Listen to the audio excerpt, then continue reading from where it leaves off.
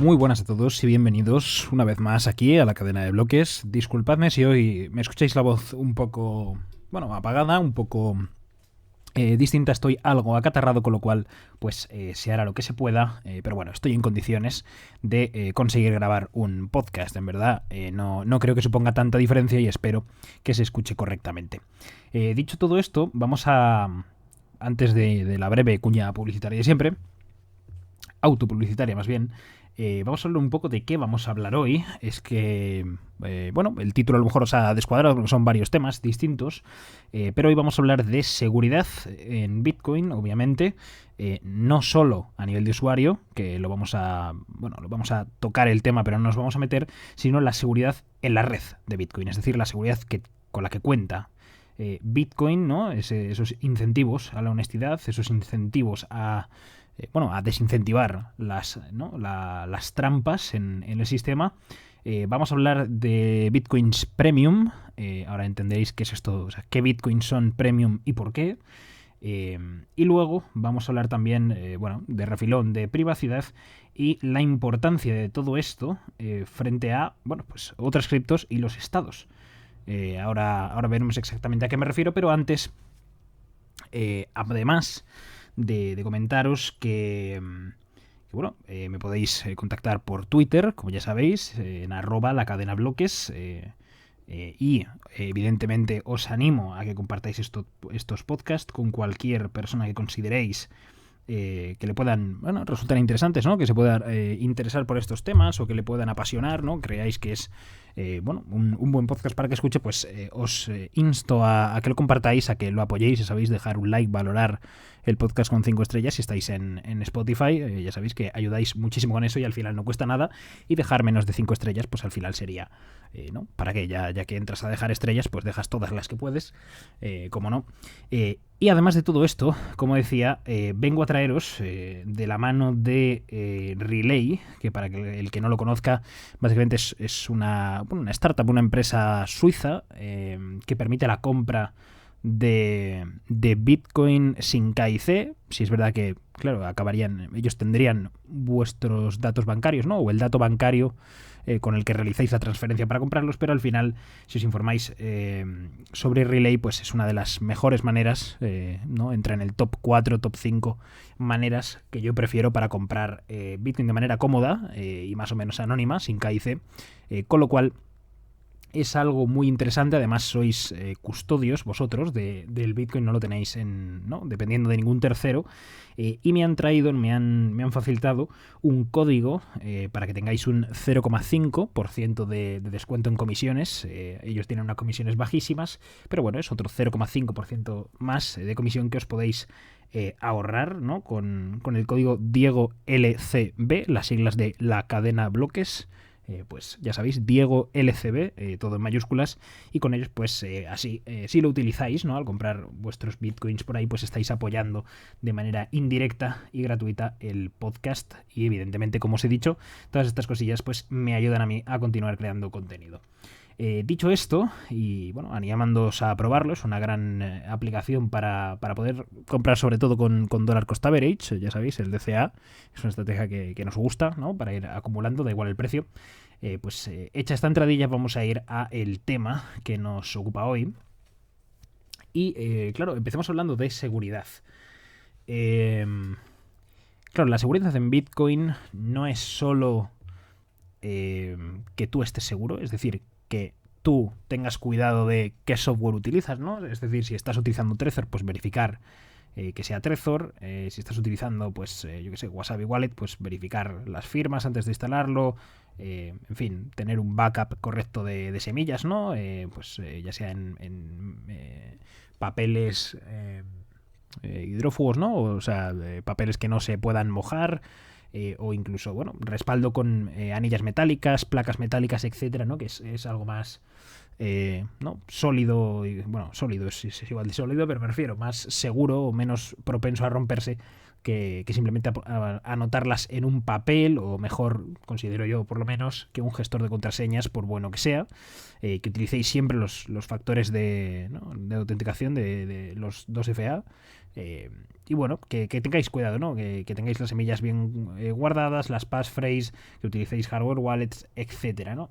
Pues todo esto está bien, todo esto es interesante, es correcto, pero no es esa la seguridad de la que venimos a hablar hoy aquí. Hoy venimos a hablar de la seguridad de la red de Bitcoin. ¿Esto qué quiere decir exactamente? Pues al final lo que hace Bitcoin, ¿no? O lo que hace, bueno, el sistema que utiliza Bitcoin para funcionar, ¿no? El POW, el Proof of Work, la prueba de trabajo, pues al final lo que hace es utilizar máquinas dedicadas, ahora hoy en día más habitualmente ASICs, para convertir electricidad en bitcoins, ¿vale? A través de la recompensa por bloque. Básicamente ese es el funcionamiento. No voy a entrar ahora en cómo funciona el minado dentro, es decir, no adivinamos un número, tal, bueno, en fin, no voy a entrar a eso, simplemente nos vamos a quedar con esta idea y vamos a compararlo con una especie de sistema de votación, pero de votación en la que los votos cuestan, los votos valen dinero, con lo cual, claro, si tú quieres votar un bloque, si tú quieres, bueno, entendiendo los votos como hashes, ¿no? Ya sabemos que los hashes, ¿no? Son los intentos que haces de adivinar ese número del que hemos hablado que hay que adivinar para minar el bloque. Pues claro, cuantos más votos quieras ganar, más participación quieras tener, al final, quiero decir, si yo soy, ¿no? el 20% de toda la energía de Bitcoin, pues tengo un 20% de probabilidades de que me toque a mí, ¿no? De averiguarlo yo. Bueno, no es exactamente así, pero ya me entendéis. Como que participo en el 20% de la potencia que hay dedicada a encontrarlo. Con lo cual, claro, todo eso me consume un montón de energía y esa energía a mí me cuesta dinero. Con lo cual, para ganar votos, para ganar hashes, tengo que arriesgar dinero. Esto, claro, cuando Satoshi diseña Proof of Work o implementa Proof of Work en Bitcoin, pues cambia fundamentalmente la forma en la que se crea el consenso entre personas, ¿no? entre humanos, ¿no? A través de esta conversión de energía en votos, en hashes, siendo esta una de las maneras más simples y más justas, creo yo, para que el mundo físico pueda validar algo en el mundo digital, que creo es algo que hasta entonces no teníamos. Es decir, una manera de convertir energía, ¿no? y coste en el mundo físico para validar algo en el mundo digital, pues es único de Bitcoin, o por lo menos hasta su nacimiento, y podríamos considerar Bitcoin pues prácticamente una mercancía extraída de la energía, ¿no? La mercancía fundamental del universo convertida en digital, ¿no? O validada, ¿no? ese activo digital por esa mercancía fundamental del universo. Pues básicamente, claro, lo que estamos haciendo es transmutar energía, electricidad, en oro digital, ¿no? En Bitcoin. Con lo cual, esos costes, es decir, toda esa energía que estás implementando para conseguir eso, la idea es que es un coste que estás incentivado a tener si lo quieres hacer bien, porque tú estás recompensado, es decir, ese dinero arriesgado para ganar votos es para poder llevarte las recompensas. Entonces, si tú arriesgas un dinero para ganar votos, para intentar hacer trampas en el sistema, claro, no te van a dejar. Es decir, es imposible. Incurres en un gasto terrible de energía intentando corromper el sistema y claro, ese gasto te desangra, ¿no? Porque al final tendrías que tener una capacidad computacional gigantesca, ¿no? Ya sabemos, un ataque del 51%, sabiendo que Bitcoin es la red de cómputo más potente del planeta. No es Google, no es la NASA, no es Google, no es IBM, no, es Bitcoin. Entonces, claro, tienes que tener una cantidad de energía gigantesca que vale, generarla cuesta un dineral, y ahí es donde radica la fortaleza de Bitcoin. Es decir, cuando tú querías antes pues asegurar históricamente algo o proteger algo, pues significaba pues construir una muralla física alrededor de algo que era valioso, contar con ejércitos, etcétera. Pero claro, Bitcoin, ¿no? Ese libro, ¿no? Esa especie de, ya sabéis, como la libreta del banco, pero a nivel global, a nivel, ese libro mayor que es Bitcoin, está asegurado, ¿no? Está protegido por un muro, digamos, no ficticio, pero ya me entendéis, de la suma de toda esa energía que está gastada para construir ese gran muro digital, ¿no? Necesitando así una cantidad equivalente para poder derribarlo. Además que, claro, si intentamos ¿no? hacer un ataque del 51%, al final estamos sumando también poder a la red hasta que lleguemos al 51%, con lo cual es una auténtica locura el diseño que tiene y la seguridad que esto aporta a la red. Y claro, ¿esto por qué es importante? Pues esto es importante porque al final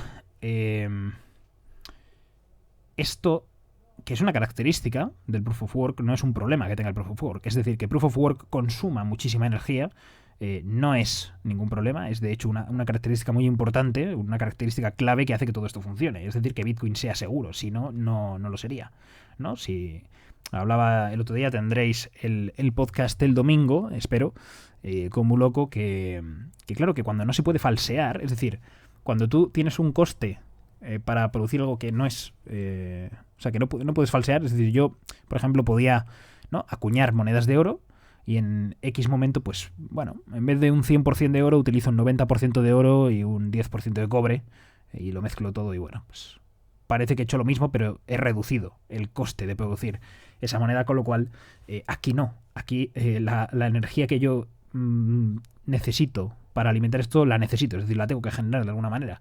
Puedo buscar formas más baratas de aportarla, pero tengo que aportar la energía en esa cantidad, con lo cual este consumo de electricidad es un factor, o es el factor en el cual radica la seguridad de la red.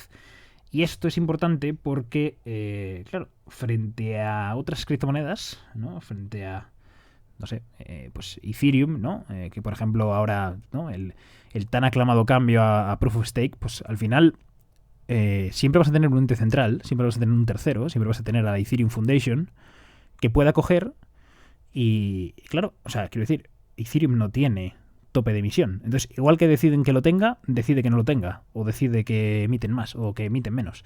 Entonces, si tú tienes un sistema en el que, claro, sí, la gobernanza es a base de Ethereum, sí, pero el Ethereum no te cuesta nada crearlo. Es decir, yo ahora creo un token, le doy a 4 botones, pongo 3 líneas de código y me genero, yo qué sé, 21 millones, como Bitcoin, 21 millones de tokens.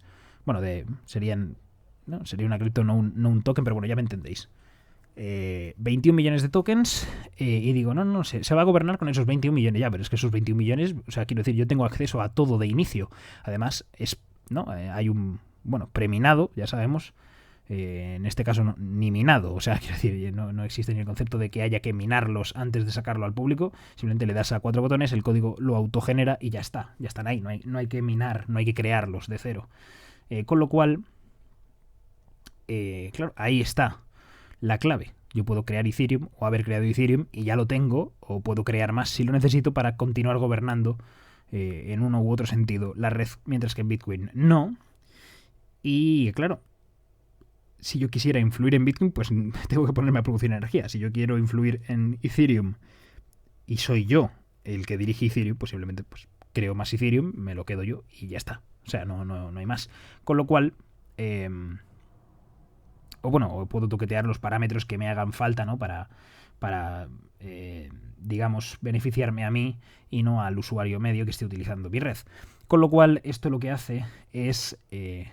bueno, que frente a otras criptos Bitcoin tenga una ventaja competitiva gigante, pero también frente a los estados. Y es que, claro, ¿cómo apaga un estado Bitcoin? Porque el resto de proyectos, ¿no?, el resto de criptos, bueno, ya sea Ethereum, Cardano, en fin, la que sea, la que más os guste, la que más rabia os dé, siempre tienen a alguien, siempre tienen un fundador, una empresa detrás, un conglomerado de empresas, un exchange, no sé, una fundación, siempre hay alguien detrás.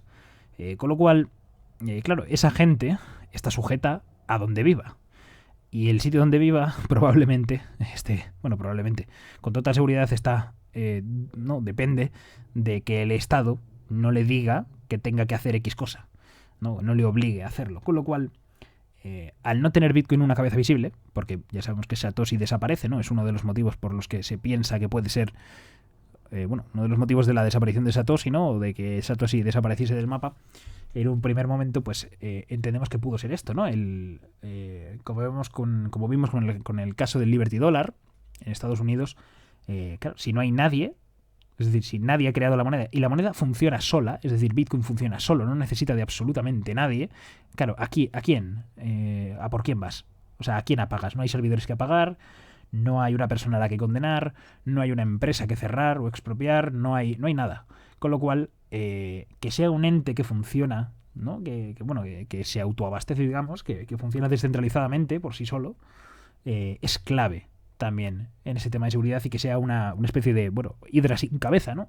Siempre se pone el ejemplo de que cuando cortas una salen dos. En este caso es que directamente no tiene cabeza, con lo cual no puedes matar a la hidra, ya que Satoshi pues no está, ¿no? Sería la cabeza pensante original, ¿no? Entonces, claro, todo esto hace que Bitcoin sea muy seguro y que sea muy independiente, es decir, que no dependa de nadie, que tenga pues el nivel de seguridad, por lo menos entre criptomonedas, más elevado por muchísima diferencia. O sea, hay un abismo de seguridad entre Bitcoin y luego la siguiente que venga, que es ridículo. O sea, el nivel de seguridad que te puede ofrecer comparado con Bitcoin es prácticamente nulo. Y dicho esto, habiendo hablado del tema de seguridad, vamos a hablar un poco de esta idea de los Bitcoins Premium que he dicho antes. ¿Qué consideramos un Bitcoin Premium? ¿O qué consideran algunos compradores Bitcoin Premium? Bueno, pues al final va relacionado con la seguridad y va relacionado con la privacidad. Bitcoin, recordamos que es pseudoanónimo, no termina de ser anónimo, es privado pero no anónimo, o es anónimo pero no privado, ya me entendéis, es transparente, aunque en principio si no está si es una dirección nativa, pues no está relacionado con nadie, pero bueno, hay mucho análisis de cadena, hay un montón de herramientas que al final permiten más o menos saber qué grupo de billeteras pertenecen a una misma persona, aunque no se sepa la persona, o directamente relacionarlo, ¿no? Con personas a base de relacionarlo con cuentas de exchanges centralizados. Esto que hace que haya bitcoins, porque al final tú puedes trazar, digamos, el camino de un bitcoin en concreto, ¿no? El bitcoin que se generó en la dirección, yo qué sé, el bitcoin que transfirió Satoshi a Hal Finney, pues se puede saber dónde está. O sea, lo puedes buscar y puedes mirar, a ver, este bitcoin en concreto, ¿dónde está?